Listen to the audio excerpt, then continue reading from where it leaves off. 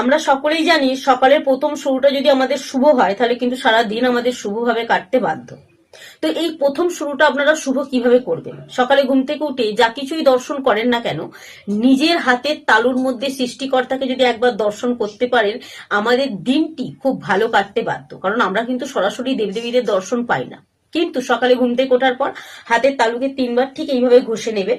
ঘষার পর যদি হাতের তালুকে এইভাবে দর্শন করে হাতের তালুগুলোকে চোখের মধ্যে স্পর্শ করাতে পারেন, এটি যদি 3বার করতে পারেন, তাহলে কিন্তু আমরা আমাদের সৃষ্টিকর্তাকে দর্শন পেয়ে যাই।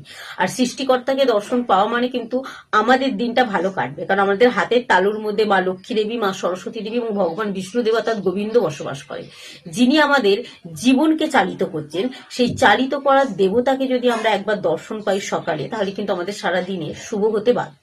কারণ আমাদের হাতের তালুর মধ্যে যতটা স্নায়ু আছে সেই স্নায়ুগুলো চালিত হবে এবং আমাদের মস্তিষ্ক এবং শরীর কিন্তু চালিত হতে শুরু করবে। তাই সকালে ঘুম থেকে ওঠার পর কিন্তু এই কাজটি করতে ভুলবেন না, অত্যন্ত শুভ। আপনি একভাবে করে দেখুন, আপনার মন যেমন শান্ত হবে তেমন যে কোনো কাজ কিন্তু আপনার শুভ হবে। পুরো দিনটা কিন্তু আপনি ভালোভাবে কাটাতে পারবেন, মন খুলে থাকতে পারবেন।